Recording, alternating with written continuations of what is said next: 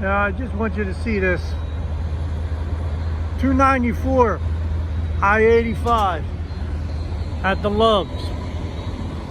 That's the big sign on that draws people in from the highway.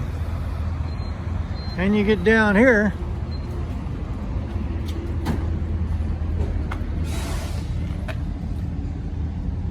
and it's 315. Boy, if that's not false advertising, I don't know what is. This Loves is in South Hill, Virginia.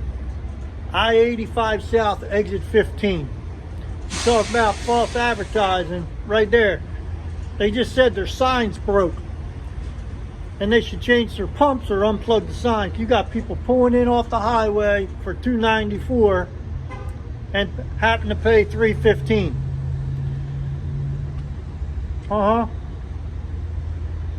Way to go, Loves.